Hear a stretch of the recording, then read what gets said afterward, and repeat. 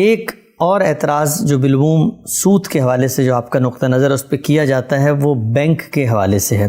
میں چاہوں گا ہم ذرا گفتگو کو بالکل ابتدا سے اٹھائیں اور یہ سمجھیں کہ یہ جو صورت پیش آئی، آپ نے آرٹیکل بھی لکھا اپنی کتاب مقامات میں، سود کا مسئلہ، اس میں بینکوں کو کچھ تجاویز دیں، یہ پیدا کیوں ہوئی، کیا وجہ پیدا ہوئی، بینکوں سے کیا مناسبت ہے. میں یہ عرض کرنا چاہوں گا کہ جو تنقیدات میں نے دیکھی اس ضمن میں، بینک کے ضمن میں، اس کو یہاں سے جوڑا جاتا ہے کہ بینک جو ہے وہ مغربی جو نظام معیشت ہے اس کی یہ غمازی کرتا ہے، اور یہ جو لوگ متجددین ہیں یا نئی نئی باتیں کرتے ہیں وہ اصل میں اسی نظام کو دوام بخشنے کے لیے دین کی کچھ دلائل دے کر ان کو جسٹیفائی کرتے ہیں. تو یہ بتائیے گا کہ بینک کی نوعیت میں کیا فرق واقع ہو گیا جو آپ کو مضمون لکھ کے ان کو چند تدابیر یا اصلاحات کی تجویز دینی پڑی؟ میں چند لفظوں میں اس گفتگو کو ایک ربط و نظام سے واضح کر دوں. ہم نے یہ بات بہت اچھی طرح سے سمجھ لی کہ اللہ تعالیٰ نے کیا چیز ممنوع قرار دی ہے. ہم نے یہ بات بھی سمجھ لی کہ رسالت بآب صلی اللہ علیہ وسلم نے اس کے ذیل میں جو کچھ فرمایا ہے اس کا صحیح مفہوم کیا ہے. اس سے یہ حقیقت بالکل واضح ہو کر سامنے آ گئی کہ قرض پر منفعت کا مطالبہ دینی اخلاقیات پہ قابل قبول نہیں ہے. کیوں قابل قبول نہیں ہے اس کا استدلال واضح کر دیا. اس میں جس بنیادی چیز کو میں نے نمایاں کرنے کی کوشش کی وہ یہ تھی کہ قرض ایک تبرع کا معاملہ ہے، یہ نیکی کا معاملہ ہے، یہ خیر کا معاملہ ہے. وہ اخلاقیات جو میرے دین میں میرے پروردگار نے متعین کی ہیں اس میں قرض سے متعلق یہ تصور کرنا کہ اس پر کوئی منفعت لی جائے گی یہ آخری درجے کی قابل مذمت چیز ہے. یہ ایسے ہی ہے کہ جیسے آپ انفاق سے منفعت کا تقاضا کریں یا انفاق کریں اور اس کے ساتھ احسان جتائیں یا دل آزاری کریں. جس طرح وہ چیزیں انفاق کو برباد کر دیتی ہیں اسی طرح سے قرض کے ساتھ منفعت یا قرض کو کاروبار بنانا اس کا کوئی تصور اسلامی اخلاقیات میں نہیں ہے. یہ بنیادی بات اگر واضح ہو گئی تو اب یہ سوال پیدا ہوتا ہے کہ اس وقت مہاجنی سود تو بہت کم رہ گیا یا اگر کہیں ہے تو اس کو بالعموم ٹھیک نہیں سمجھا جاتا. ہم نے جن ملکوں میں اس کو دیکھا وہاں پر بھی اس پہ بہت سی پابندیاں لگائی جاتی ہیں اور ان لوگوں کے بارے میں بھی ایک عمومی نفرت موجود ہے جو مہاجنی سود کا کاروبار کرتے ہیں. لیکن اس دنیا میں بینک کا ایک ادارہ صدیوں سے وجود میں آ چکا ہے. یہ جو بینک کا ادارہ ہے اس وقت ہماری معیشت اگر آپ یہ کہیں کہ دو ستونوں پر کھڑی ہے تو غلط نہیں ہوگا. ہماری معیشت سے مراد ہے عالمی معیشت، اسی طرح ہماری قومی معیشت. وہ دو ستون کیا ہیں؟ ایک بینک کا ادارہ، دوسرے انشورنس کا ادارہ، ان پر کھڑی ہے. اس میں اب ظاہر بات ہے کہ دو اپروچز ہو سکتی ہیں. ایک اپروچ یہ ہے کہ آپ اس کو رد کر دیں اور یہ کہیں کہ یہ ادارہ ہماری ضرورت ہی نہیں. دوسری صورت یہ ہے کہ آپ اس کا جائزہ لیں. یہ دونوں اپروچز اگر آپ غور کریں تو ہمارے ہاں موجود رہی. چنانچہ میں کیا کہہ رہا ہوں یا مجھے کیا کہنا ہے اس پر تو بعد میں آئیں گے. کیا یہ واقعہ نہیں ہے کہ اس بینک کے ادارے سے متعلق تجاویز کی ابتدا ڈاکٹر نجات اللہ صدیقی صاحب کے یہاں سے ہوئی. بہت سے لوگوں نے عالم مغرب میں اس پر لکھا، بہت سے مصر کے علماء نے اس کے بارے میں اپنی آراء دی. میں نے اپنے اس مضمون میں ذکر کیا ہے کہ اپنی کتاب فکر اسلامی میں مولانا وحید الدین خان صاحب جیسے دائی کو بھی اس پر رائے دینا پڑی. وجہ کیا ہے؟ اس لیے کہ یہ ادارہ ہماری زندگی سے اس حد تک ربط و نظام پیدا کر چکا ہوا ہے کہ ہر شخص اس کے ساتھ متعلق ہے. یعنی ہماری تعلیمی درسگاہ اس سے متعلق، ہمارے مدرسے ان سے متعلق، ہمارے علماء ان سے متعلق. کیسے؟ اس لیے کہ ہر آدمی نے اکاؤنٹ کھولا ہوا ہے. ہر آدمی اپنا روپیہ بینک کے حوالے کرتا ہے. آپ کسی مدرسے میں چلے جائیں، وہاں پر بھی جب آپ دراز کھولیں گے اور وہ پرانی طرز کی دراز کھولیں گے جس میں آپ دو زانو بیٹھے ہوتے ہیں تو اس میں سے بھی چیک بک برآمد ہو جائے گی. ہو سکتا ہے ایک دو نہیں 5-7 برآمد ہو جائے. بڑے سے بڑے کسی صاحب علم کے ہاں بھی اگر 4 پیسے موجود ہیں تو وہ اس نے بینک ہی میں رکھے ہوئے ہوتے ہیں. اس سے مستثنیات بھی ہوں گی لیکن میں ایک عمومی بات کر رہا ہوں. اب یہ ایک واقعہ ہے کہ اس طریقے سے بینک ہماری زندگی میں داخل ہو گیا ہے تو اس کا جائزہ لیں گے. میں نے آپ سے عرض کیا کہ اس کا جائزہ لینے کا عمل تو پچھلی 1.5 صدی سے ہو رہا ہے. میں عالم اسلام کی بات کر رہا ہوں. 1.5 صدی سے ہو رہا ہے. اس میں بہت کچھ لکھا گیا ہے، اس کے جواز پر، اس کے عدم جواز پر بہت باتیں کی گئی ہیں. خود ہمارے ہاں آپ دیکھیے کہ اسلامک بینکنگ، اس کا مطلب کیا ہے؟ مطلب یہ کہ ادارے کو تسلیم کر لیا گیا، اس کی ضرورت مان لی گئی. آپ جانتے ہیں کہ اس پر بڑا قیمتی کام کیا ہے مولانا تقی عثمانی صاحب نے. اس کام کی کیا نوعیت ہے، اس سے اختلاف اتفاق ایک الگ چیز ہے. اس کے مقابل میں بھی ہمارے علماء نے یہ نقطہ نظر اختیار کیا کہ اس میں تو اس کے سوا کچھ بھی نہیں ہے، کہ ایک چیز ہے جو بالکل غلط ہے، اسلامی نقطہ نظر سے سود ہے، لیکن اس کو ہیلوں کے ذریعے سے جائز کر لیا گیا، فقہی ہیلوں کے ذریعے سے. یہ معلوم ہے کہ یہ تبصرہ خود اسی مدرسہ فکر کے علماء نے کیا ہے، اس پر کتابیں لکھی ہیں.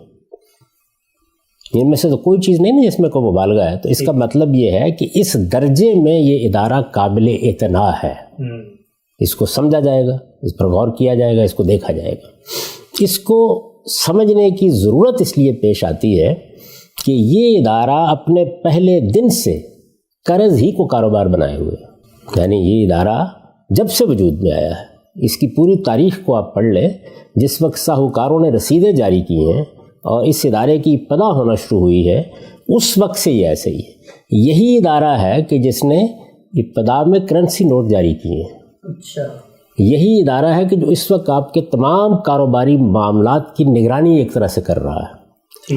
یہی ادارہ ہے کہ جو آپ کو ڈیبٹ کارڈ، کریڈٹ کارڈ دے دیتا ہے اور آپ اپنی جیب میں ڈال کر نکل کھڑے ہوتے ہیں، اور آپ کو کوئی ضرورت نہیں ہوتی کہ آپ ایک تھیلی لیں اور اس میں بہت سے روپے ڈالیں یا بہت سے ڈالر ڈالیں یا بہت سی کوئی اور کرنسی ڈالیں، پھر اس کو آپ اپنے ہزار بند کے ساتھ باندھ لیں اور سفر پہ نکل جائیں. نہیں ضرورت ہوتی. تو یہ اس وجہ سے ناگزیر ہے کہ اس کا جائزہ لیا جائے. تو میں نے عرض کیا کہ کوئی ایک آدمی یہ کہہ سکتا ہے کہ اس کو اٹھا کر پھینک دیں. میرا نقطہ نظر یہ نہیں ہے. میرے نزدیک جو ادارے پیدا ہوتے ہیں، جو سماجی علوم ڈیولپ ہوتے ہیں، جو تحقیقات ہوتی ہیں کسی علم میں، یہ انسانیت کی میراث ہے. میں ان کو مغرب اور مشرق میں نہیں بانٹتا. یعنی اس کا ہم جائزہ لیں گے، دیکھیں گے کہ وہ ہمارے فریم میں آتی ہیں اور ہر لحاظ سے لیں گے. یعنی ایسا بھی ہوتا ہے کہ ہمیں اس سے جزوی اختلافات ہوتے ہیں، ایسا بھی ہوتا ہے کہ ہم اس کو بحیثیت مجموعی غلط قرار دے دیتے ہیں، ایسا بھی ہوتا ہے کہ وہ کسی بنیادی اصول سے متصادم ہوتے ہیں. تو یہ معاملات سماجیات میں بھی ہوں گے، عمرانیات میں بھی ہوں گے، یہ معیشت میں بھی ہوں گے، یہ سیاست میں بھی ہوں گے. یہ سیاسی ادارے جو آپ کے یہاں بنے ہیں وہ سب مغرب میں بنے ہیں. اس وقت جو آپ اصطلاحات استعمال کر رہے ہیں پورے عالم اسلام میں، یہ صدر ہے، یہ وزیر اعظم ہے، یہ اصطلاحات بھی مغربی اصطلاحات ہیں. جو پارلیمنٹ آپ بنا رہے ہیں وہ بھی مغرب ہی سے ہم تک اس صورت میں پہنچی ہے جس میں ہم اس کو اختیار کیے ہوئے ہیں.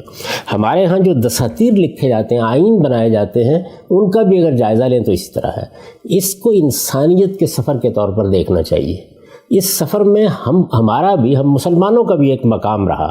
ہم نے بھی صدیوں اس سفر میں اپنا کنٹریبیوشن کیا ہے، اور یہ معلوم ہے کہ اس سے مغرب نے فائدہ اٹھایا. اب مغرب نے پچھلی 3-4 صدیوں میں جو کچھ کیا ہے اس سے بھی پوری انسانیت فائدہ اٹھائے گی. اور فائدہ اٹھانے کا طریقہ کیا ہوتا ہے؟ آپ کا اپنا فریم کیا ہے، آپ کے اپنے ہاں کیا چیزیں جائز اور کیا ناجائز ہیں، کن چیزوں کو آپ کے یہاں دینی لحاظ سے متعین کر دیا گیا ہے. آپ ان 4 کارنرز کو سامنے رکھ کر کسی چیز کا جائزہ لیتے ہیں. یہ جائزہ آپ نے آلات کا بھی لیا ہے. اعلیٰ مکبر الصوت جس کو آپ اب لاؤڈ اسپیکر کہتے ہیں، اس پر جو فتوے دیے گئے ان کو پڑھ لیں. اسی طرح سے کیمرہ آیا، اس پر جو فتوے ہوئے، ٹیلی ویژن آیا، اس کے بارے میں جو کچھ کہا گیا، یہ سب چیزیں ایسے ہی زیر بحث آئیں گی، لیکن یہ ہماری زندگی میں داخل ہو چکی ہیں. ان کو نکال کے پھینک دینا ہے، یعنی بینک پر تالے لگا دینے ہیں، ٹیلی ویژن کو بند کر دینا ہے، کیمرے توڑ کر بحیرہ عرب میں پھینک دینے ہیں، یہ ایٹیچیوڈ ہو سکتا ہے. جو لوگ یہ نقطہ نظر رکھتے ہیں ان کا پورا حق ہے کہ اس کو بیان کریں، لیکن میرا نقطہ نظر یہ ہے کہ یہ انسانیت کا سفر ہے، اور یہاں ہر چیز شیطنت نہیں ہوتی. اس کو دیکھنا چاہیے اس کے اندر اتر کر کے وہ کیا ہے، اس میں کوئی تبدیلی آ رہی ہے، کیا تغیر آ رہا ہے. اب اگر بالکل کلاسیکی طریقے سے آپ دیکھیں تو بینک کا ادارہ اصل میں کیا ہے؟ سود کا کاروبار کرنے والا ادارہ، یعنی قرض پہ منفعت لیتا ہے. قرض پر منفعت لیتا ہے. یعنی جو ہمارے ڈپازٹس ہوتے ہیں وہ ڈپازٹس، اور یہ دیکھیے اس کا بھی جائزہ لیں یہ بجائے خود ڈپازٹس کو وجود پذیر کرنا معیشت کی کتنی بڑی خدمت بن جاتی ہے. میرے پاس 10 روپے پڑے ہوئے ہیں، آپ کے پاس لاکھ روپیہ پڑا ہوا ہے، کسی اور کے پاس 2 کروڑ روپے پڑے ہوئے ہیں، یہ میدان میں کیسے آئے؟ یہ آپ کی تجوری سے نکل کر باہر کیسے پہنچے؟ ان کی تنظیم کس طریقے سے ہو؟ سوسائٹی میں بڑے پروجیکٹس کے لیے یہ سرمایہ کیسے ایک بڑی چیز بن جائے؟ یہ خدمت بھی بینک ہی انجام دے رہا ہے. تو آپ کے ڈپازٹس اس کے پاس جب چلے جاتے ہیں تو پھر اس کے بعد انہوں نے کاروبار کرنا ہے نا ان کی بنیاد پر. وہ کاروبار بینک کیا کرتا ہے؟ وہ یہی کرتا ہے کہ وہ اگر آپ کو 1% اس کے اوپر دے رہا ہوتا ہے تو 4, 5, 10% کے اوپر وہ آگے قرض دے رہا ہوتا. اگر آپ بینک کی دستاویزات دیکھیں گے تو وہ اس کو لون کہتے ہیں. یہ عمل منی لینڈنگ کہلاتا ہے.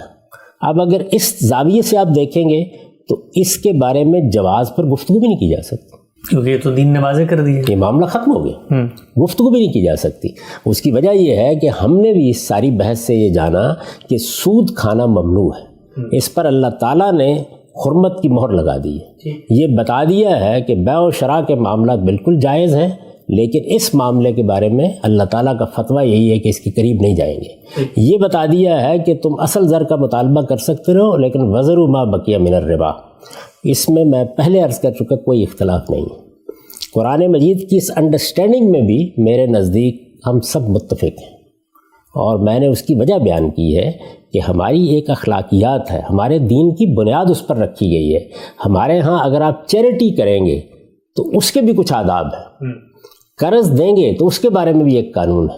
وہ قانون اخلاق کی اصولوں پر مبنی ہے، وہ عالمگیر صداقتوں پر مبنی ہے. قرض دیں اور قرض پر منفعت کا مطالبہ کریں، چونکہ قرض کو اسلامی اخلاقیات تبرع اور نیکی سے الگ کر کے دیکھنے کے لیے تیار نہیں، تو فتویٰ لگ جائے گا. آپ یہ کہیں گے یہ بالکل ناجائز ہے، بالکل حرام ہے، اس کے قریب بھی نہیں جانا چاہیے. آپ دیکھیں کن کن چیزوں پر فتویٰ لگ جائے گا. ظاہر ہے کہ جو بینک کو چلا رہے ہیں وہ چونکہ سودی کاروبار کر رہے ہیں، وہ بھی غلط ہوا. جو لوگ اس میں اپنے ڈپازٹ پیش کر رہے ہیں، سب سے بڑا تعاون وہ کر رہے ہیں، اس لیے کہ اس کے بغیر بینک چل ہی نہیں سکتا. یعنی جو کرنٹ اکاؤنٹ کھول رہے ہیں وہ بھی ظاہر ہے جو بھی اکاؤنٹ آپ کھولیں گے، اس لیے کہ کرنٹ اکاؤنٹ میں آپ یہ لازم تو نہیں کرتے نا کہ میرے روپے کو استعمال نہیں کیا جائے گا، وہ بھی استعمال ہوگا. بینک تو صرف وعدہ کر رہا ہے کہ جب آپ طلب کریں گے تو آپ کو دے دیا جائے گا، تو یہ بھی تعاون ہوگا. اسی طرح سے بینکوں میں لوگوں نے ملازمتیں کی، ہر جگہ کر رہے ہیں، بڑی بڑی ملازمتیں کر رہے ہیں. آپ جانتے ہیں کہ غیر معمولی طور پر جن لوگوں کو اللہ تعالیٰ نے دوسرے فنون و علوم میں شہرت دی وہی بینک سے وابستہ رہے. ہمارے مشتاق احمد یوسفی صاحب بینک سے وابستہ تھے، تو بہت لوگ اس میں خدمات بھی انجام دیتے ہیں. ظاہر ہے اس کے اوپر بھی حرمت کا فتویٰ دیں گے. تو اگر آپ اس زاویے سے دیکھیں کہ ایک ادارہ ہے جو کاروبار کی حیثیت سے قرض دیتا ہے، یعنی اس نے دوسرے لفظوں میں کہیے تو قرض دینے کو کاروبار بنا دیا ہے، تو قرض دینا اور قرض کو کاروبار بنانا اسی کو تو اللہ تعالیٰ نے روکا ہے. اسی کو دین گوارا کرنے کے لیے تیار نہیں. اسی منفعت پر یہ کہا گیا ہے کہ وزر ما بقیہ من الربا. اس زاویے سے دیکھیں تو معاملہ ختم ہو گیا، کوئی بحث کرنے کی ضرورت نہیں ہے، فتویٰ دیں اور گھر واپس جائیں. اب ایک دوسرا پہلو ہے، وہ دوسرا پہلو یہ ہے کہ کیا یہ ادارہ صدیوں کے تعامل کے نتیجے میں اب بھی محض قرض دینے کا ادارہ ہے؟ میں جب اس زاویے سے اس کو دیکھتا ہوں اور بہت سے دوسرے اہل علم بھی دیکھتے ہیں تو معلوم ہوتا ہے کہ ایسا نہیں. یعنی اس ادارے نے محض قرض دینے کے ادارے سے آگے بڑھ کر یا قرض کا کاروبار کرنے والے ادارے سے آگے بڑھ کر سوسائٹی کی بہت سی خدمات کرنا شروع کر دی. اس کا کنٹریبیوشن بالکل اور ہو چکا ہوا ہے. یہ معیشت میں، یہ قوموں کی معیشت کے باہمی تعامل میں غیر معمولی کردار ادا کر رہا ہے، اور ان میں سے بہت سی چیزیں ایسی ہیں کہ جو قابل تحسین ہیں، جن پر آپ اعتراض نہیں کر سکتے، جو آپ کے عمومی نظم کا حصہ بن گئی ہوئی ہیں. یعنی یوں نہیں ہے کہ ایک جگہ پہ ایک ساہوکار بیٹھا ہوا ہے، اس نے کچھ ملازمین رکھے ہوئے ہیں اور بس اس کے بعد سود کا کاروبار کر رہے ہیں. اتنا سادہ معاملہ اگر ہوتا تو کب کے ہم بھی حکم لگا کے فارغ ہو گئے ہوتے. اس کو سمجھنے کی ضرورت ہے کہ یہ کیا اپنی اسی ابتدائی صورت پر قائم ہے یا اس میں کچھ تبدیلیاں آ گئی ہیں، کچھ تغیرات آ گئے ہیں. یہ اس طرح نہیں رہا جیسے اپنی ابتدا اس نے کی تھی. ابھی ہم جب دیکھیں گے تو میرے نزدیک آپ بھی اس بات سے اتفاق کریں گے کہ ایسا ہی ہوا ہے. یعنی یہ قرض محض نہیں ہے، یا محض قرض کا کاروبار کرنے والا ادارہ نہیں. اسی پہلو کو دیکھ لیجئے کہ آپ کی بہت سی جو بچتیں ہیں ان کو ایک جگہ جمع کر لینا، ان کی حفاظت کا بندوبست کرنا، آپ کو اطمینان دلا دینا کہ آپ سکون کی نیند سوئیں جا کے. یعنی جس وقت آپ بینک میں اکاؤنٹ کھولتے ہیں اور روپیہ بینک کے حوالے کر دیتے ہیں تو عالمی سطح پر نگاہ ڈال کے دیکھیں ذرا. میں نے اسی لیے کہا کہ مدرسے بھی اپنا اکاؤنٹ کھول رہے ہیں، علماء بھی اپنا اکاؤنٹ کھول رہے ہیں، پروفیسر بھی اپنا اکاؤنٹ کھول رہے ہیں، بڑے بڑے مذہبی لوگ بھی اپنا اکاؤنٹ کھول رہے ہیں. مستثنیات زیر بحث نہیں ہیں، عمومی طور پر اس کے ساتھ معاملہ کر رہے ہیں لوگ. کیوں؟ یہ معمولی خدمت نہیں ہے. یعنی ایک ادارہ آپ کو یہ سہولت فراہم کر رہا ہے کہ 10 کروڑ روپیہ بھی ہے تو آپ دے دیں اور اطمینان کے ساتھ رہیں. آپ کے روپے کو قومی سطح پر ایک تحفظ حاصل ہے. اس کے پیچھے آپ کی حکومتیں بھی کھڑی. میں نے آپ کو بتایا کہ بہت بعد میں ریاست کی سطح پر کرنسی نوٹ جاری کرنے کا معاملہ شروع ہوا. پہلے بینک ہی جاری کرتے تھے. آپ امریکہ میں اس کی تاریخ پڑھ لیں، آپ UK میں اس کی تاریخ پڑھ لیں اور دوسری جگہوں پر دیکھ لیں تو آپ کو معلوم ہو جائے گا کہ اسی طریقے سے ہوا. اس کرنسی کو بھی اس طریقے سے اعتبار بخشنے کا کام اس ادارے نے کیا. وہ کرنسی جو سب سے پہلے آپ کے لیے سہولت کا ذریعہ بنی. یعنی ورنہ کیا ہوتا؟ آپ سونے کے درہم، دینار، چاندی کے وہ جیب میں ڈال کے لے جاتے. صورتحال یہی تھی نا. اچھا اس وقت دیکھیے آپ کوئی کاروبار کرتے ہیں، دنیا بھر میں آپ کاروبار کر رہے ہیں، بینک آپ کی رقم کی منتقلی، آپ کی ضمانتیں، یہ سب چیزیں فراہم کر رہا ہوتا ہے. بیع و شراء اور کاروبار کوئی ناجائز کام تو نہیں، بہت بڑے پیمانے پہ کر رہا ہوتا ہے. آپ جو عام لوگ ہیں کاروبار بھی نہیں کرتے، وہ سفر کر رہے ہوتے ہیں. اس وقت دیکھیے کیا سہولت حاصل ہے. آپ 10 روپے جیب میں نہ ڈالیں اور نکل کھڑے ہوں. 2 کارڈ آپ کی جیب میں ہیں، ان کی بنیاد پر آپ ہر جگہ خریداری کر سکتے ہیں. یہ خدمت بھی کون انجام دے رہا ہے؟ بینک انجام دے رہا ہے. بینکوں کے باہمی رابطے نے اس کو ایک ایسے نیٹ ورک کی صورت دے دی ہے کہ اگر آپ غور کریں تو یہ کتنی حیرت انگیز بات ہے کہ آپ کا اکاؤنٹ جس بینک میں بھی ہو، وہ بینک ضروری نہیں ہے کہ آپ امریکہ آئیں تو پاکستان کا بینک یہاں بھی ہو. نہیں، وہ اتنا بڑا نیٹ ورک ہے کہ یہاں کے بینک ادائیگیاں کر رہے ہیں اور آپ کا بینک ان کو ادائیگی کر رہا ہے. اسی طرح ہے نا. تو یہ کتنی بڑی سہولت ہے اس میں. وہ کاروباری لحاظ سے دیکھیے، عام آدمی کے لحاظ سے دیکھیے، اسی طرح آپ کے ڈپازٹس کے لحاظ سے دیکھیے. ڈپازٹس کے ذریعے سے جو تنظیم زر ہوتی ہے، اچھا پھر ایک تخلیق زر کا عمل بھی کرتا ہے بینک. اچھا جس طرح میں نے عرض کیا نا کہ جو کرنسی ہے اس کے پیچھے ایک ضمانت کے ساتھ ہی آگے بڑھ گیا. اب اس کی نوعیت بہت کچھ تبدیل ہو چکی ہوئی ہے، لیکن ماضی میں اس طرح ہی تھا. تو وہ کام بھی انہوں نے کیا. تخلیق زر بھی، تنظیم زر بھی، آپ کی اس طرح کی امانتوں کی حفاظت بھی، ان کے بارے میں یہ اعتماد بھی، سفر کی یہ سہولتیں بھی، کاروبار کرنے کے یہ مواقع بھی، تمام قسم کی ادائیگیاں جتنی ہیں وہ یہی بینک کر رہا ہوتا ہے. تو اس طریقے سے گویا معیشت کے پورے عمل میں ایک بنیادی ادارے کی حیثیت اس کو حاصل ہوتی ہے. یہ جتنی چیزیں میں نے بیان کی یہ سب کی سب اگر آپ غور کر کے دیکھیں بالکل جائز چیزیں. ان کی بینک فیس لیتا ہے، یعنی ایسا نہیں کہ یہ کام مفت کرتا ہے، فیس لیتا ہے. لیکن جو فیس وہ لیتا ہے وہ اگر آپ سہولت کے لحاظ سے طے کریں بڑی کم محسوس ہوتی ہے. سہولت معمولی نہیں ہے جو اس کے ذریعے سے حاصل ہو جاتی ہے. اچھا اس کے بعد اب آگے بڑھیے اور یہ دیکھیے کہ یہ ساری سہولتیں جو آپ کو حاصل ہو رہی ہیں وہ جس کاروبار کے بلبوتے پر ہیں. برانچ قائم ہوگی، عملہ موجود ہوگا، لوگ خدمت کرنے کے لیے موجود ہوں گے، ایک نظام یا ایک نیٹ ورک پیدا ہوگا، تبھی ملیں گی نا یہ سہولتیں. وہ سارا کا سارا جو ہے وہ روپے پر چل رہا ہے. اس روپے نے اپنے آپ کو بڑھانا ہے. اس کے لیے جو بینک طریقے اختیار کرتا ہے، ظاہر ہے اس میں جو چھوٹی چیزیں ہیں، بہت سی نئی چیزیں بھی اب داخل ہو رہی ہیں. بنیادی چیزوں کو ہم لے لیتے ہیں. بنیادی چیزیں 3 ہی. جس وقت کوئی بڑے کاروبار ہوتے ہیں تو وہ ان کاروباروں کو فائنانس کرتا ہے، ان کے لیے سرمایہ فراہم کرتا ہے. ایک بڑا کام بینک کا یہ ہوتا ہے. دوسرا وہ ہے جس کو اب آپ مارٹگیج کہتے ہیں. اس میں کیا ہے؟ اس میں آپ کو اشیاء فراہم کی جاتی ہیں. آپ کے لیے کار، آپ کے لیے موٹر سائیکل، آپ کے لیے مکان.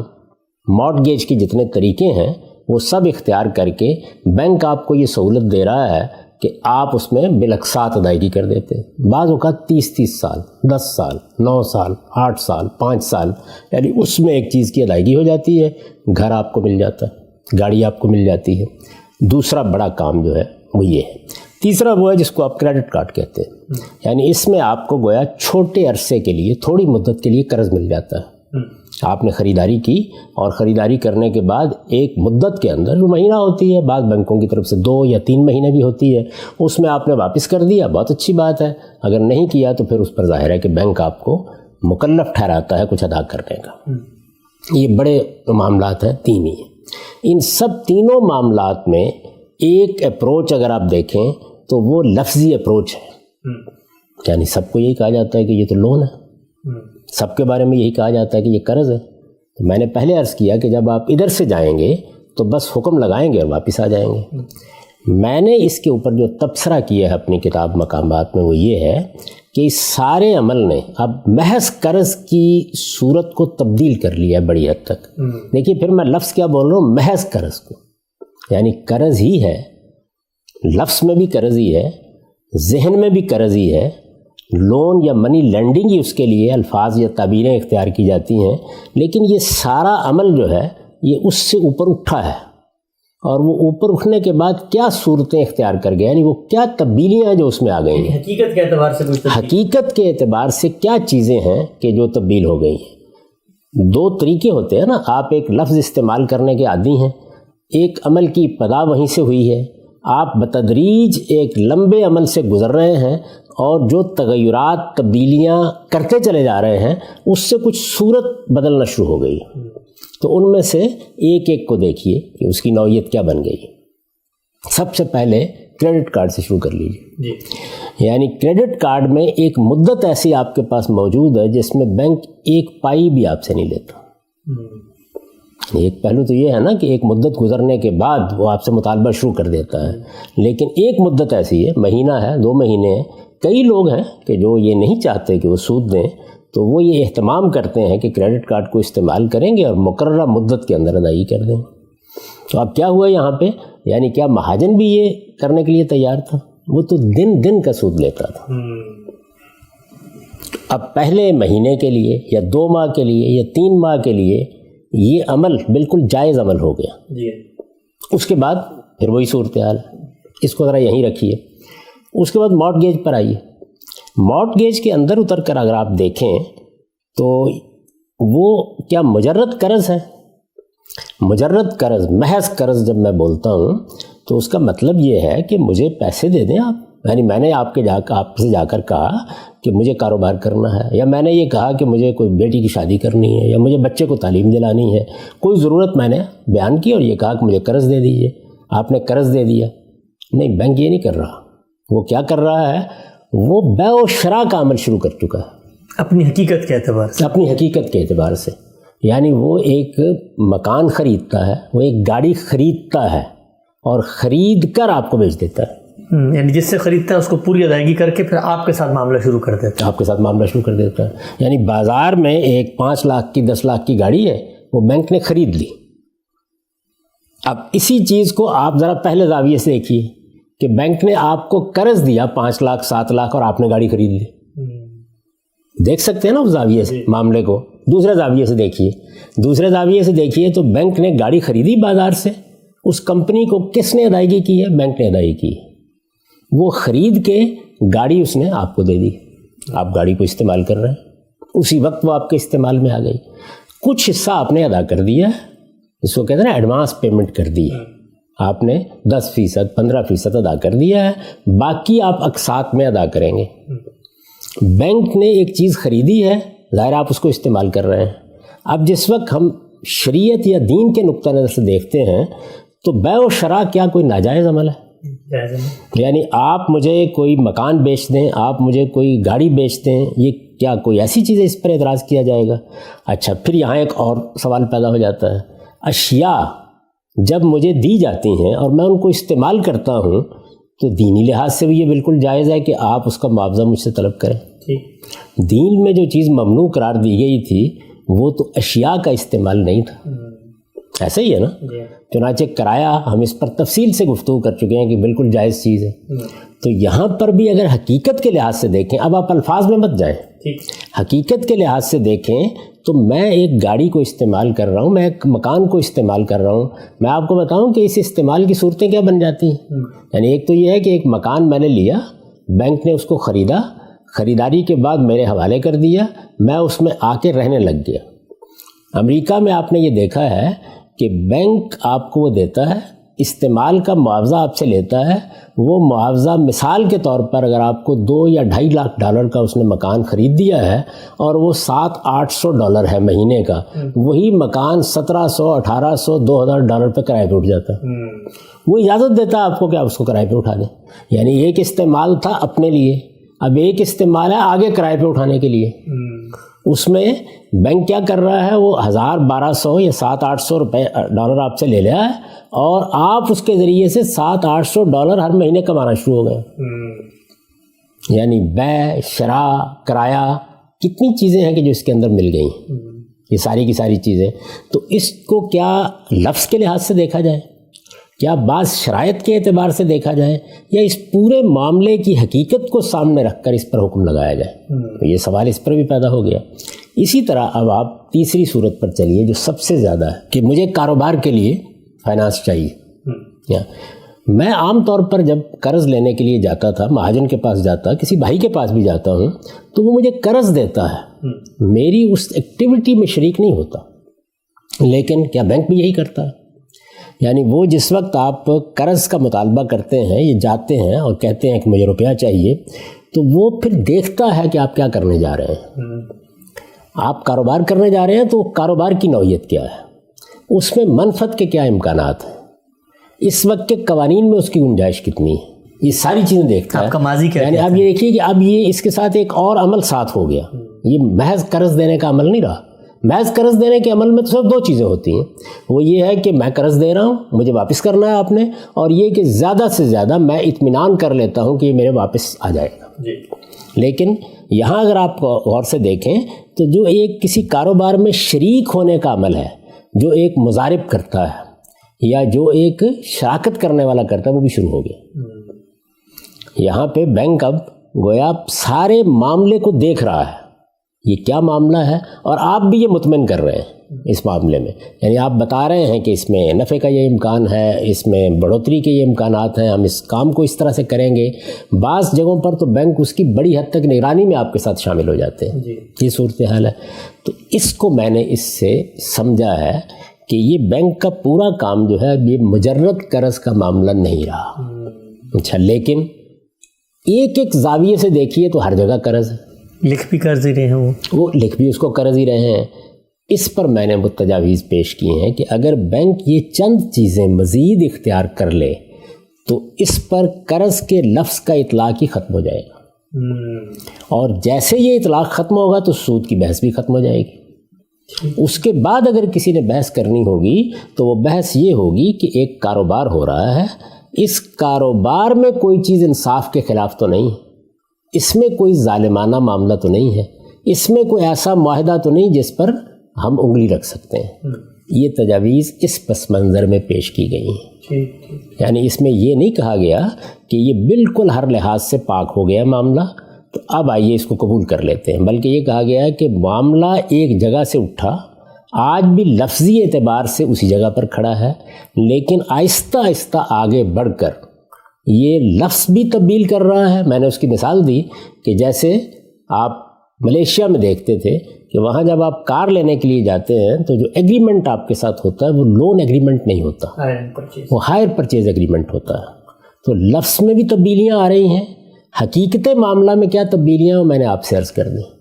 تو حقیقت معاملہ کی یہی تبدیلیاں ہیں جن کو سامنے رکھ کر بہت سے دوسرے محققین بھی اب اس سے متعلق اپنی پرانی آراء سے رجوع کر رہے ہیں. مثال دوں گا کہ ڈاکٹر نجات اللہ صدیقی صاحب کے کام کی بنیاد پر پاکستان میں جس شخص نے اسلامی معیشت پر ساری زندگی کام کیا، اکرم خان صاحب، انہوں نے بھی پھر آخر میں what's wrong with Islamic banking کتاب لکھی اور اس میں کم و بیش یہی انالیسس کیا نوعیت معاملہ میں کیا تغیر آ گیا، کیا تبدیلی آ گئی ہے.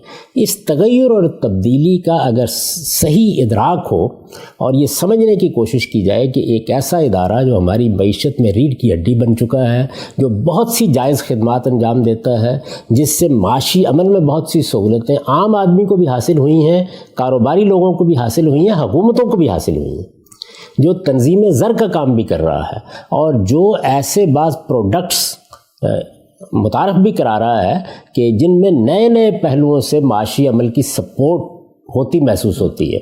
اسی کو سامنے رکھ کر ہمارے ہاں فقہی ہیلوں کے ذریعے سے بھی اسلامک بینکنگ کا ایک تصور پیدا کیا گیا ہے.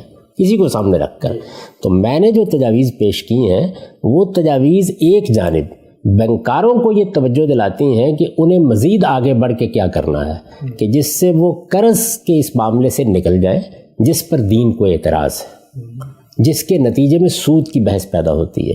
دوسری جانب اگر غور کریں تو اس میں علماء کو یہ توجہ دلائی گئی ہے کہ وہ بھی اس ماڈل سے نکل جائیں کہ صرف شرکت مضاربت دو ہی طریقے ہیں جو اسلام میں جائز ہیں، اور شرکت اور مضاربت کے یہ فقہی اصول ہیں. علماء کو کیا توجہ دلائی ہے کہ نہیں، اور بھی بہت سی صورتیں ایسی ہو سکتی ہیں کہ جن میں آپ جوازی کا فتویٰ دیں گے یا جن پر اعتراض کرنا ممکن نہیں ہے، اور ان کو یہ توجہ دلائی ہے. تو میری ان تجاویز کو اگر آپ میرے اس مضمون میں پڑھیں تو وہ اس بنیاد پر قائم ہے. یعنی اس میں یہ بتایا گیا ہے کہ اگر اس سے آگے بڑھ کر جہاں تک آپ پہنچ گئے ہیں، آپ اس سارے معاملے کو پرنسپل سیکیورڈ فائنانسنگ کی صورت دے دیں تو اس پر قرض کا اطلاق ختم ہو جائے گا، قرض کی بحث ختم ہو جائے گی. اور اس میں ظاہر بات ہے کہ وہ ایسا نہیں کہ صرف نام تبدیل ہوگا، اس کے ساتھ پھر کچھ تجاویز بھی دے گئی ہیں کہ آپ ان چیزوں کا لحاظ کریں. تو یہ وہ عمل ہے کہ جو دنیا میں ہر جگہ جاری رہنا چاہیے. آپ جب پارلیمنٹ پر گفتگو کر رہے ہوتے ہیں، جمہوریت پر گفتگو کر رہے ہوتے ہیں، عدلیہ پر گفتگو کر رہے ہوتے ہیں، قانون پر گفتگو کر رہے ہوتے ہیں، تو کیا گفتگو کر رہے ہوتے ہیں؟ یہ کہ اس میں سے جو چیزیں قرآن و سنت کے خلاف ہیں وہ نکال دی جائیں. اس میں کوئی ایسی چیز اگر ہے کہ جس میں قرآن و سنت کا مطالبہ اور ہے تو اس مطالبے کا لحاظ کر لیا جائے. یہی کہہ رہے ہوتے ہیں ان سب جگہوں پر. تو بالکل اسی جگہ سے ہم گفتگو کر رہے ہیں. یہ اطلاق کی گفتگو ہے. یہ پھر سمجھ لیجئے کہ ایک ہے دین کا فہم، یعنی قرآن کیا کہتا ہے، حدیث کیا کہتی ہے، وہ الگ ہو گئے ہم. وہ جو بحث کرنی تھی کر لی، اس میں کوئی اختلاف نہیں. ایک ہے اطلاق کا معاملہ. اطلاق کیا چیز ہے؟ اطلاق کا مطلب یہ ہے کہ ہمارے دین میں جو حکم ہمیں دیا گیا ہے، ایک صورتحال کو سمجھ کر دیکھنا ہے کہ وہ حکم اس سے متعلق ہے یا نہیں ہے. اس میں بھائی میں نے جو تجزیہ کیا ہے اس سے آپ کو اختلاف ہو سکتا ہے، آپ اپنا اختلاف علمی طریقے سے بیان کر دیجیے. میرے نزدیک معاملے کی صورت یہ ہے، میں نے اس کو واضح کر دیا. جب واضح کر دیا تو ظاہر ہے کہ میری وہ تجاویز بھی اسی پہلو سے زیر بحث آئیں گی.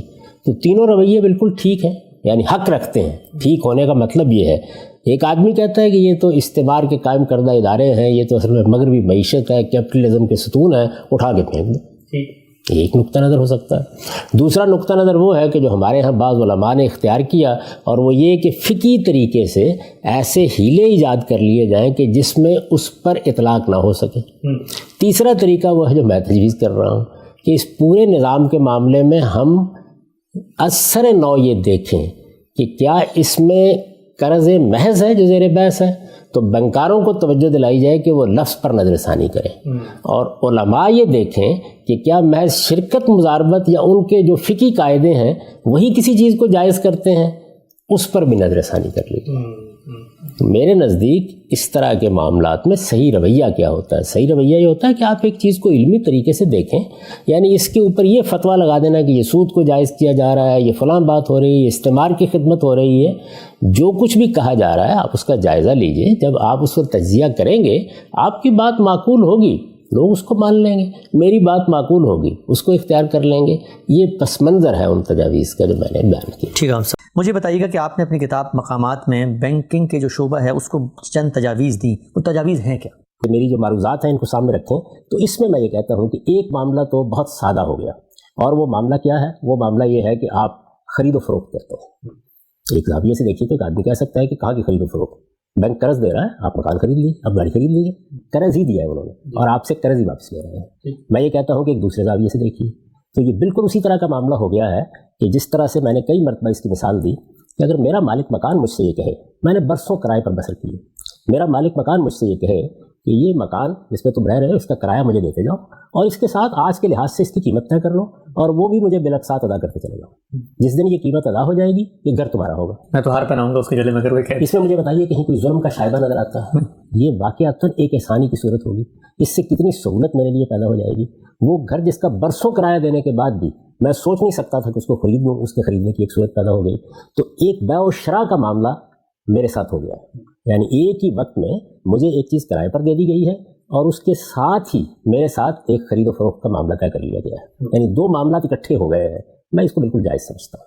میرے نزدیک ایسا ہم ذاتی زندگی میں بھی کر سکتے ہیں. ایک باپ اپنے بیٹے کے لیے کر سکتا ہے, ایک بھائی اپنے بھائی کے لیے کر سکتا ہے. یہی صورتحال اس وقت بینک کر رہے ہیں. چنانچہ میں نے آپ کو یہ بتایا تھا کہ اگر اس کو کچھ تھوڑی سی تجاویز اس میں شامل کر کے ہائر پرچیز کا سادہ معاملہ بنا دیا جائے تو اس پر نہ شرعی لحاظ سے کوئی اعتراض باقی رہتا ہے اور نہ کسی بھی اعتبار سے آپ اس کو غلط ٹھہرا سکتے ہیں. یعنی بیع و شراء کے اس معاملے میں دو چیزیں اکٹھی ہو جائیں گی, ہائر بھی اور پرچیز بھی. آپ نے ایک چیز کو کرائے پر لے لیا, آپ اس کا کرایہ ادا کر رہے ہیں. ویسے میں یہاں یہ عرض کر دوں کہ خود ہماری جو فقہ ہے اس میں اگر آپ چاروں ائمہ کے فتاویٰ دیکھیں تو وہ نقد اور ادھار کی قیمت میں فرق کو جائز ٹھہراتے ہیں. اچھا. اور یہاں بھی اگر آپ غور کر کے دیکھیں تو کیا ہوتا ہے, یعنی یہی ہے نا کہ 1 لاکھ کی ایک گاڑی ہے وہ آپ کو 1.5 لاکھ میں بیچ دی گئی ہے, اسی وقت بیچ دی گئی ہے. آپ نے چونکہ قیمت بعد میں ادا کرنی ہے تو آپ سے 1.5 لاکھ کا تقاضا کیا گیا ہے. تو ایک زاویہ وہ بھی ہے اس چیز کو دیکھنے کا. لیکن میں یہ عرض کروں گا کہ قرض کے اوپر منفعت کا مطالبہ دین میں ممنوع ہے. آپ اس کو قرض کے طور پر دیکھنا بھی ختم کیجیے اور قرض کی نوعیت کا معاملہ کرنے سے بھی گریز کیجیے. دونوں کی خدمت میں یہ عرض کر رہا ہوں, اس کو بیع و شراء کا وہی معاملہ بنائیے جس طرح کہ یہ اپنی حقیقت کے اعتبار سے ہو رہا ہے. ٹھیک. اس زمانے میں کیونکہ ابھی یہ تبدیلیاں بہت سی جگہوں پر نہیں کی گئی, بعض جگہوں پر لوگوں نے کی بھی. مثال کے طور پر میں ملیشیا میں آپ کو بتا چکا ہوں اس سے پہلے کہ جو ایگریمنٹ یا معاہدہ ہوتا ہے, آپ گاڑی خریدتے ہیں وہ ہائر پرچیز ایگریمنٹ ہوتا ہے. یہی معاملہ آپ کسی دکان کے بارے میں اختیار کریں گے, یہی کسی مکان کے بارے میں اختیار کریں گے. وہ تمام اشیاء کہ جو استعمال میں لائی جا سکتی ہیں, جن کو آپ یوزیبل چیزیں کہتے ہیں, ان کے ہاں یہ بیع و شراء کا معاملہ بھی ہو گیا اور اس کے ساتھ آپ نے استعمال کا کرایہ بھی لینا شروع کر دیا. یہ بالکل ایک جائز معاملہ ہوگا. لہٰذا مارٹگیج کے جتنے معاملات ہو رہے ہیں ان میں اگر آپ نے کچھ اصطلاحات تبدیل کر لی ہیں, معاملے کی نوعیت کے لحاظ سے بعض پابندیاں قبول کر لی ہیں جو کسی لحاظ سے بھی کاروبار پر اثر انداز نہیں ہوگی, تو اس پر کوئی اعتراض باقی نہیں رہتا. ایک چیز میں نے یہ کہی تھی, یہ چونکہ ایک بالکل ہی واضح سی بات ہے. میں نے آپ سے عرض کیا کہ خود ہمارے ہاں جو قدیم طرز کے علماء ہیں وہ بھی اس بات کو مانتے ہیں کہ اگر آپ نے نقد اور ادھار کی قیمت میں فرق کیا تو چونکہ آپ بیچنے خریدنے کا معاملہ کر رہے ہیں اور اللہ تعالیٰ نے بیع و شراء کو بالکل ناجائز قرار دیا ہے, تو اس کو کسی طرح بھی یہ نہیں کہا جا سکتا کہ آپ کوئی سود کا مطالبہ کر رہے ہیں. اس اپروچ کو اگر نہ بھی آپ اختیار کریں تو اس کو ایک سادہ طریقے سے ہائر پرچیز کے معاملے کے طور پر دیکھا جا سکتا ہے. اور جب آپ اس کو اس سطح پر لے آئیں گے اور اس طریقے سے بالکل واضح کر دیں گے تو اس پر کسی اعتراض کی گنجائش بھی نہیں رہے گی. دوسری بات جو میں نے اس ذیل میں کہی ہے اور اس کو بھی ایک تجویز کے طور پر آپ کے سامنے رکھ رہا ہوں, وہ بات یہ کہی ہے کہ اس وقت بینک جو لوگوں کو روپیہ دیتے ہیں, ظاہر وہ کہتے ہیں ہم قرض دے رہے ہیں, آپ قرض دے رہے ہوتے ہیں تو آپ کا کاروبار چل رہا ہے, اچھی بات, کہیں چل رہا, اچھی بات. آپ نے کاروبار بند کر دیا, وہ ہر حال میں آپ سے منفعت کا تقاضا کرتے ہیں, اس پر سود ہی کا اطلاق ہوگا. ہمارے ہاں اس سے پہلے ہم دیکھ چکے کہ جب قرض پر منفعت کا مطالبہ سود ہے تو کہا جائے گا یہ سود ہے. میں یہ عرض کرتا ہوں کہ اس معاملے میں بھی قرض دینے کا طریقہ ختم کر دیا جائے اور اس کو پرنسپل سیکیورڈ فائنانسنگ کی صورت دے دی جائے, یعنی اصل ضرب محفوظ سرمایہ کاری. اس کی طرف میں نے توجہ دلائی تھی کہ جس وقت آپ کسی سے قرض لینے کے لیے جاتے ہیں تو قرض لینے والا آپ سے اس سے پہلے یہی مطالبہ کیا کرتا تھا کہ مجھے یہ ضمانت چاہیے کہ میرا قرض واپس مل جائے گا. زیادہ سے زیادہ یہی کہے گا, آپ کے حالات دیکھ کر کہہ دے گا, آپ سے کوئی ضمانت طلب کر لے گا. اس وقت صورتحال یہ سادہ صورت نہیں رہی. اس پر ہم تفصیلی گفتگو کر چکے ہیں کہ بینک یہ دیکھتے ہیں کاروبار کیا ہے, کاروبار کے امکانات کیا ہیں, وہ اس کی فیزیبلٹی دیکھتے ہیں, پھر دیکھتے ہیں اس پر منفعت کے کیا امکانات ہیں. تو ایک نوعیت کی یہ سرمایہ کاری ہو جاتی ہے, اس کو نام بھی دے دیا جائے, یعنی یہ سرمایہ کاری ہے. اب اس میں ہماری فقہ درمیان میں آتی ہے اور وہ یہ کہتی ہے کہ آپ سرمایہ کاری کریں گے تو آپ کو نفع و نقصان میں شریک ہونا چاہیے. میں اس کو صحیح نہیں سمجھتا. میرے نزدیک اس پابندی کی کوئی ضرورت نہیں ہے. سرمایہ کاری اس اصول پر بھی ہو سکتی ہے کہ نفع نقصان میں شریک ہوں گے اور اس اصول پر بھی ہو سکتی ہے کہ وہ پرنسپل سیکیورڈ ہوگی. میں آپ کی خدمت میں عرض کرتا ہوں کہ 10 ایسے معاملات ہوئے ہیں, یعنی جب آپ کسی چیز کے بارے میں کہتے ہیں انصاف کا تقاضا یہ ہے, دین میں جو باتیں ہمیں بتائی گئی ہیں اور عمومی اصول قائم کیے گئے ہیں ان کے پیش نظر اس طرح کرنا چاہیے, تو آپ صورتحال کو دیکھیں گے نا کیا پھر واقعی یہ انصاف کا تقاضا ہے. 10 لوگ ہیں کہ جنہوں نے آ کر دنیا کے دوسرے ملکوں میں کچھ کما کر یہاں کاروباروں میں روپیہ لگا دیا اور پھر 4 مہینے 5 مہینے ان کو کچھ قسطوں میں نفع دیا گیا, پھر ہاتھ جاڑ کے بتا دیا گیا کہ نقصان ہو گیا. جس وقت آپ کسی شخص کے ساتھ مزاربت کا طریقہ اختیار کرتے ہیں، یعنی سرمایہ دے دیتے ہیں اس کو، آپ کی حیثیت ایک سلیپنگ پارٹنر کی ہوتی ہے. آپ نہیں دیکھ رہے کہ کاروبار کس طرح چل رہا ہے، آپ نہیں دیکھ رہے فیصلے کس طریقے سے ہو رہے ہیں، آپ کو جو کچھ بتایا جاتا ہے اس کا بھی آپ اس طرح جائزہ نہیں لے پاتے. ظاہر ہے کہ کاروبار کرنے والا کوئی اور ہے، امکانات دیکھنے والا کوئی اور ہے، مارکیٹ کو سمجھنے والا کوئی اور ہے. تو اس صورتحال میں دوسرے پر اعتماد کر کے آپ اس کے ہاتھ میں لاکھوں روپے پکڑا دیتے ہیں. بینک یہ نہیں کر سکتے، اس لیے کہ وہ کاروباری کرنے کے لیے میدان میں بیٹھے ہوئے. ہم اس سے پہلے یہ بتا چکے کہ اگر آپ نے کسی کو قرض دینا ہے تو آپ اپنے بھائی کو تبرع کے طور پر نیکی کرتے ہوئے قرض دیتے ہیں. بینک نیکی کرنے کے لیے نہیں ہے، چیریٹی کا ادارہ نہیں ہے. انہوں نے آپ کے ساتھ فائنانسنگ کی ہے، میں یہ عرض کرتا ہوں کہ اس کو فائنانسنگ ہی کہیے. اور فائنانسنگ کے بارے میں اگر یہ طے کر لیا جائے کہ یہ پرنسپل سیکیورڈ ہوگی تو انصاف کا تقاضا یہی ہے. یعنی عام طور پر تو یہ کہا جاتا ہے کہ جب تک روپیہ دینے والا نقصان میں شریک نہیں ہوگا تو یہ انصاف کا تقاضا نہیں ہے. میں یہ کہتا ہوں کہ اس کو نقصان میں شریک کرنا انصاف کے خلاف ہے، کیونکہ وہ نہ فیصلوں میں شریک، نہ آپ کے کاروبار کی نوعیت کو جانتا ہے، نہ مارکیٹ سے پوری طرح سے واقف ہے، نہ لوگوں کے اخلاق و کردار کا یہ معاملہ ہے کہ حقیقت میں اس کو صحیح بات بتائی جائے گی. میں نے بہت متشرع لوگ جو بظاہر تھے، جن کی پیشانیوں پر گٹے پڑے ہوئے تھے، جو نمازیں صبح شام پڑھتے تھے، یہ دیکھا کہ جب کاروباری معاملات ہوئے تو وہ اپنی صداقت امانت کو اس طرح قائم نہیں رکھ سکے، اور اس طریقے سے لوگوں کا سرمایہ ضائع ہوا، بڑے بڑے نقصانات ہوئے. اس میں دسیوں مثالیں دے سکتا ہوں اپنی پبلک لائف میں سے. تو اس لیے اس کو پرنسپل سیکیورڈ فائنانسنگ ہونا چاہیے. اس میں کوئی چیز خلاف انصاف نہیں. یہ روپیہ میں نے آپ کو دے دیا، میں اس پہ فائنانسنگ کر رہا ہوں، میں نفع میں شریک ہوں گا کیونکہ آپ کاروبار کر رہے ہیں، آپ کے کاروبار میں نفع ہوگا. یہ میں قرض نہیں دے رہا آپ کو. یہی میری بات واضح ہوئی. جب میں قرض نہیں دے رہا تو مجھے شرائط طے کرنے کا حق حاصل ہے. شرائط کے معاملے میں اسلام اس سے زیادہ کچھ نہیں کہتا کہ وہ انصاف پر مبنی شرائط ہونے چاہیے. میں اسی کو انصاف سمجھتا ہوں. تو جب آپ پرنسپل سیکیورڈ فائنانسنگ کرتے ہیں تو ظاہر ہے کہ پھر اصل ضرب میں نقصان کا سوال تو ختم ہو گیا، اس لیے کہ وہ آدمی ذمہ دار ہے کہ اگر کاروبار میں نقصان ہوتا ہے، نفع ہوتا ہے، کوئی چیز بھی ہے، جب آپ سرمایہ نکالیں گے تو آپ کا سرمایہ اس کو واپس کرنا ہے. ایک بات یہ، لیکن ظاہر ہے کہ یہ چیز بالکل خلاف انصاف ہوگی کہ ایک کاروبار شروع کیا گیا، اس کاروبار میں آپ نے روپیہ لگایا، کاروبار چلتا رہا، آپ اس سے نفع لیتے رہے. نفع کیسے لینا چاہیے اس پر میں بھی بات کرتا ہوں. آپ نفع لیتے رہے، کسی کاروبار میں سرمایہ لگانے میں کوئی ناجائز چیز نہیں ہے. آپ نے اگر اس پر یہ شرط عائد کر دی کہ آپ نقصان میں شریک نہیں ہوں گے تو اس میں بھی کوئی غلط چیز نہیں ہے. آپ نے اس پر نفع لیا، وہ کاروبار میں ہونے والے نفع ہی میں سے آپ کا حصہ تھا، اس میں بھی کوئی غلط چیز نہیں ہے. لیکن کاروبار کسی وجہ سے بند کرنا پڑ گیا تو آپ ظاہر ہے کہ جب بنیادی ختم ہو گئی تو کس چیز پر آپ مطالبہ کریں گے نفع دیا جائے. اب آپ کا مطالبہ صرف یہی ہونا چاہیے کہ میرا اصل ضرب مجھے واپس کر دیا جائے. یہ بات واضح ہوئی. تو یہی شرط میں نے اس میں لگا دی ہے کہ اگر یہ تبدیلی کر لی جائے، یعنی پرنسپل سیکیورڈ فائنانسنگ کا طریقہ اختیار کیا جائے، اصل ضرب محفوظ سرمایہ کاری، اور جب تک کاروبار چل رہا ہے اس وقت تک آپ نفع لیں. جس وقت کاروبار بند ہو جائے، یہ دیکھیے کاروبار میں نفع ہو رہا ہے یا نقصان ہو رہا ہے، اس کو جانچنے کے لیے تو اگر بینک جائے گا تو پھر وہ کاروبار میں شریک ہو جائے گا. یہ تو مشکل ہے. لیکن جو کاروبار کیا گیا تھا وہ ختم ہو گیا، بند ہو گیا، اس کو دیکھنے میں کوئی بہت دقت نہیں ہوتی. اندازہ ہو گیا، آپ ظاہر ہے کہ ایک پورا نظام بنا سکتے ہیں کہ پھر واقعی کاروبار بند کر دیا گیا ہے، اور کاروبار بند کر دیا گیا ہے تو آپ کا مطالبہ اب نفع کا نہیں ہے، نہ ہونا چاہیے. اگر اس کے بعد آپ نفع کا مطالبہ کرتے ہیں تو پھر وہ قرض ہی تھا جو آپ نے دیا تھا. لیکن اگر پرنسپل سیکیورڈ فائنانسنگ کی گئی ہے تو اس کے بعد آپ کا مطالبہ بھی پرنسپل کا یا اصل ذریعہ کا ہوگا.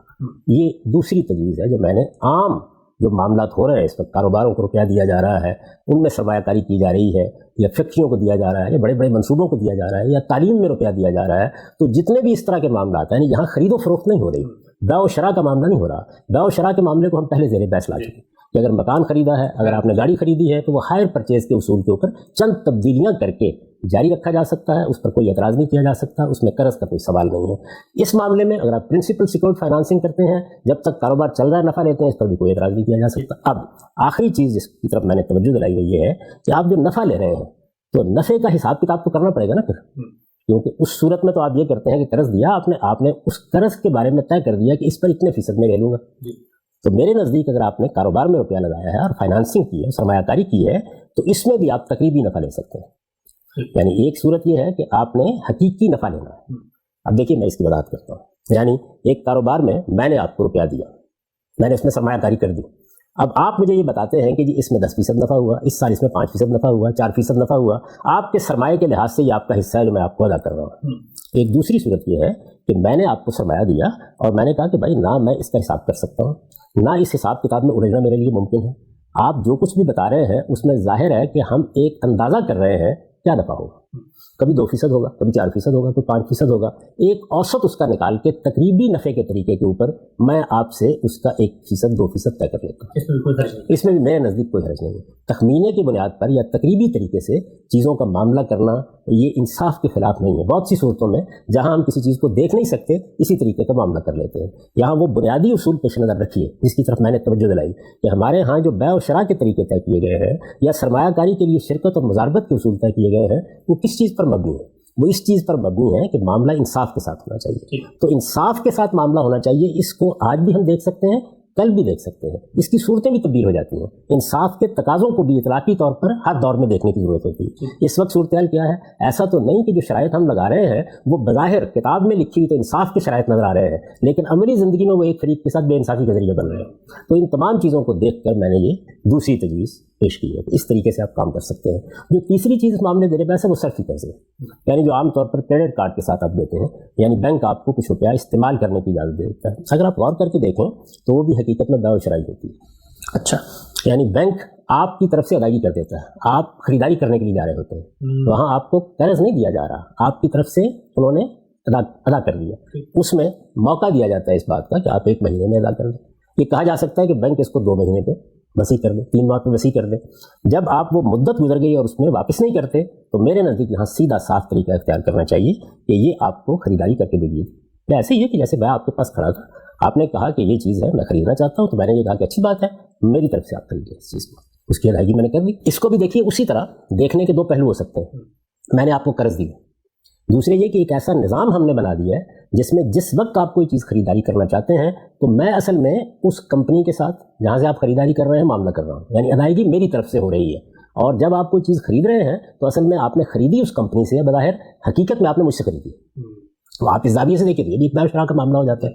अगर ये बै और शराई का मामला है तो इसमें आपको मैंने कोई तकाजा किए बगैर महीने की, 1.5 महीने की, 2 महीने की मोहलत भी दे दी है कि आप मुझे, एक दुकानदार के पास आप गए, आपने जाकर उससे चीज़ खरीदी, आपने उससे कहा कि मैं 2 माह बाद रुपया अदा करूँगा, वो आपको दे देता है. बहुत से लोग देते हैं. तो बैंक ने वही जिम्मेदारी पूरी कर दी कि आपको एक चीज़ बेच दी, गोया उसने वहाँ से खरीदी और आपको बेच दी. जब आपने उसको ले लिया, अब आप वक्त पर अदायगी नहीं कर सके. वक्त पर अदायगी नहीं कर सके तो सवाल पैदा होता है कि क्या इस तरह के मामलात में हम जुर्माना कर सकते हैं? तो मेरे नज़दीक इसमें कोई हर्ज की बात नहीं. यानी अगर कोई आदमी वादा पूरा नहीं करता, जिम्मेदारी पूरी नहीं करता, उसको सज़ा देना, उस पर तावान आयद करना, इसको सूद किस एतबार से कहा जाता है? आप बिजली के बिल देते हैं, वक्त पर अदायगी नहीं करते, उसके ऊपर कुछ जुर्माना आयद कर दिया जाता है. तो माली तावान और जुर्माना ये सूद नहीं है. ये असल में जिस वक्त आपने वादा पूरा नहीं किया तो उसमें सज़ा है. 2 कोड़े भी मारे जा सकते थे, 1 दिन के लिए जेल में भी डाला जा सकता था. आप पर कुछ माली तावान अदा कर दिया गया है. माली तावान की सूरत में सज़ा देना दुनिया का उर्फ है, खुद हमारे यहाँ मौजूद. आप देखिए कि जब आप किसास नहीं लेते तो दियत अदा करते हैं तो ये क्या है? ये भी माली तावान है. इस वक्त हमारे यहाँ ट्रैफिक की कवायद की खिलाफवर्जी पर ज़्यादातर माली तावान आयद किया जाता है. तो माली तावान अपनी जगह पर जिस वक्त आप किसी गलती का इर्तिकाब करते हैं, जुर्म का इर्तिकाब करते हैं, वादा खिलाफी करते हैं, तो माली तावान भी सज़ा देने का एक तरीका है. तो मैं ये अर्ज़ करता हूँ कि इसके ऊपर वो सब चीज़ें करने की ज़रूरत नहीं जो हमारे यहाँ इस्लामिक बैंकिंग में हीला तराजी के तरीके पर की जाती हैं. इसको भी आप बिल्कुल सीधा रख सकते हैं. ये वो तजावीज़ है जो इस बाब में मैंने पेश की है. इन तजावीज़ का ताल्लुक इतलाक़ी चीज़ों से, इसको आप कबूल कर सकते हैं, आप इसको रद्द कर सकते हैं. हमारे यहाँ इस्लामिक बैंकिंग के नाम पर जो तजावीज़ पेश की गई हैं और जिनको बहुत से उलमा कबूल किए हुए हैं वो भी तजावीज़ है. जिस तरह मुझको हक़ है कि मैं ये कहूँ कि ये हीला है, मैं इनको सही नहीं समझता, आप मेरी तजावीज़ पर भी कोई तबसरा कर सकते हैं. मेरे नज़दीक इस मामले को इस तरह देखना चाहिए. इसमें इख्तलाफ भी हो सकता है, इत्तफाक भी हो सकता है, लेकिन इसको अगर आप इस सूरत में पेश करने की कोशिश करेंगे कि ये गोया सूद को मानने से इनकार करना है या सूद को हलाल करना है, तो हरगिज़ ऐसी कोई चीज़ नहीं है. यानी कर्ज़ पर मनफत का तकाज़ा मेरे नज़दीक सूद है, वो हर हाल में ममनू है. उसको अल्लाह ताला ने ममनू करार दिया है, वो क़यामत तक इसी तरह ममनू और हराम रहेगा. एक मामला बिल्कुल मुख्तलिफ नौइयत का हमारे सामने एक इदारे की सूरत में सामने आ गया है, वहाँ हम क्या कर रहे हैं उसके बारे में कुछ तजावीज़ है. यानी यूँ नहीं कहा गया कि वो सब का सब इस वक्त बिल्कुल जायज़ हो रहा है. ये बताया जा रहा है कि उसमें ये तब्दीलियाँ अगर कर दी जाए, कुछ तब्दीलियाँ इस्तिलाहात की हैं, कुछ तब्दीलियाँ तसव्वुरात से मुतल्लक़ हैं, कुछ तब्दीलियाँ मामले की नौइयत के लिहाज से हैं. वो तब्दीलियाँ अगर कर दी जाएँ तो ऐसा नहीं है कि बैंकों को आप मुजारबत और शिरकत के तरीके पर कारोबार करने के लिए कह रहे हैं, बल्कि सरमायाकारी जो इस वक्त कर रहे हैं या चीज़ें खरीद रहे हैं और बेच रहे हैं उसी को एक सही सूरत देने के लिए कह रहे हैं. उसमें जो तब्दीलियाँ हैं वो बैंकिंग के कारोबार पर कोई ख़ास असर नहीं डालती, और अगर वो कर दी जाए तो उस पर किसी फतवे की गुंजाइश भी बाकी नहीं रह जाती. ये मेरा उत्तर है. ठीक.